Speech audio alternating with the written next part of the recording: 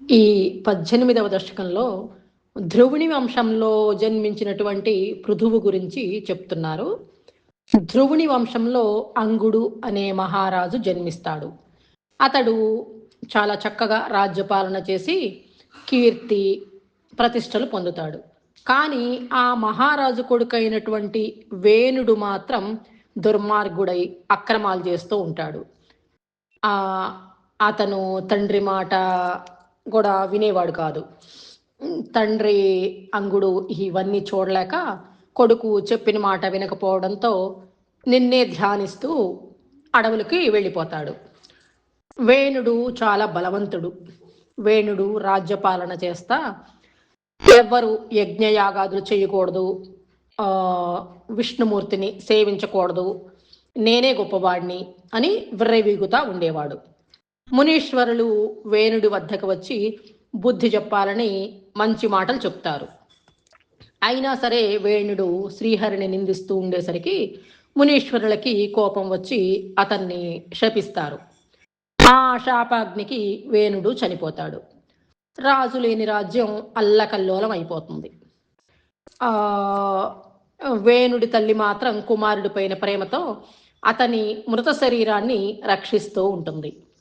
అప్పుడు మహర్షులు కూడా రాజ్యాన్ని ఎలాగైనా కాపాడాలి అన్న ఉద్దేశంతో వేణుడి తల్లి దగ్గరికి వచ్చి వేణుడి శరీరాన్ని ఆమె కాపాడుతూ ఉంది కదా, అతని తొడలని ఉరువుల్ని మధించేసరికి అతను చేసిన పాపం మొత్తం నశించిపోతుంది.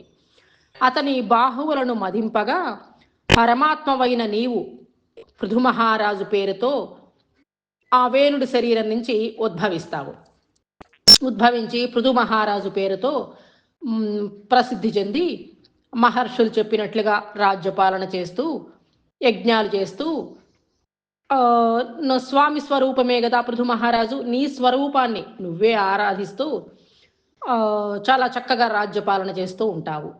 100 అశ్వమేధ యాగాలు కూడా పూర్తి చేశాడు పృథుమహారాజు.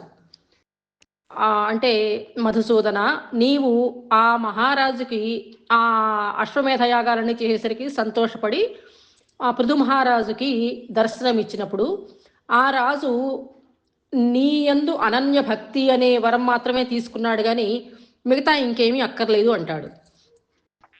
గంగా నదీ తీరంలో పృథుమహారాజు రూపంలో ఉన్న నీవు సనకాదులు ఉపదేశించిన బ్రహ్మజ్ఞానాన్ని చక్కగా స్వీకరించి తర్వాత నీ పుత్రులకు రాజ్యాన్ని అప్పగించి అరణ్యానికి వెళ్ళి తపస్సు చేస్తూ స్వామి నీ స్వస్వరూపాన్ని పొందావు కదా, అటువంటి స్వామి నన్ను అనుగ్రహించు, నాపై దయతో నా రోగాలన్నీ రూపుమాపు అని కోరుకుంటున్నారు.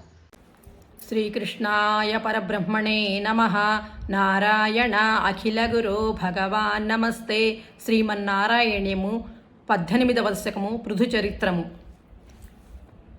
జాతస్య ధ్రువకుల ఏవ తుంగకీర్తేః అంగస్య వ్యజనిసుతః సవేన నామ తద్దోషవ్యధితమతిః స రాజవర్యః త్వత్పాదే విహితమనా వనం గతోభూత్ పాపోపి క్షితితలపాలనాయ వేణః పౌరాజైరుపనిహితః కఠోరవీర్యః సర్వేభ్యో నిజబలమేవ సంప్రశంసన్ భూచక్రే తవ యజనాన్యయౌన్యరౌత్సీత్ సంప్రాప్తే హితకథనాయ తాపసౌఘే మత్తోన్యో భువనపతిర్న కచ్చనేతి త్వన్నిందావచనపరో మునీశ్వరైస్థైః శాపాగ్నౌ శలభదశామనాయి వేణః తన్నాశాత్ఖలజనభీరుఖైర్మునీంద్రైః తన్మాత్రాచిరపరిరక్షితే తదంగే చక్తాఘే పరిమథితాదథోరుదండాత్ దోర్దండే పరిమదితే త్వమావిరాసీః విఖ్యాతః పృథిరితి తాపసోపదిష్టైః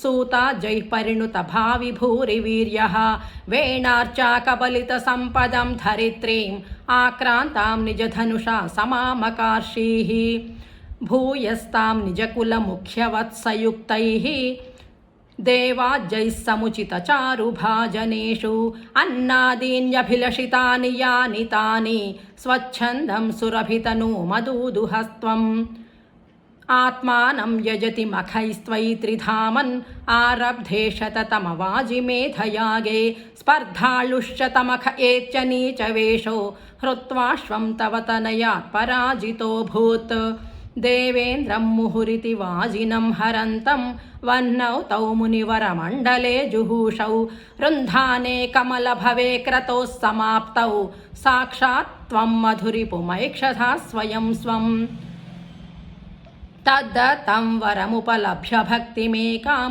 गङ्गान्ते विहितपदः कदापि देवः सत्रस्थं मुनिनिवहं हिता निशंसन् ऐक्षिष्टाः सनकमुखान् मुनीन् पुरस्तात् विज्ञानं सनकमुखोदितं दधानः स्वात्मानं स्वयमगमो वनान्तसेवी तत्तादृक्पृथुवपुरीश सत्वरं मे रोगौघं प्रशमय वातगेहवासिन् श्रीकृष्णाय परब्रह्मणे नमः। नारायण अखिलगुरो भगवान् नमस्ते।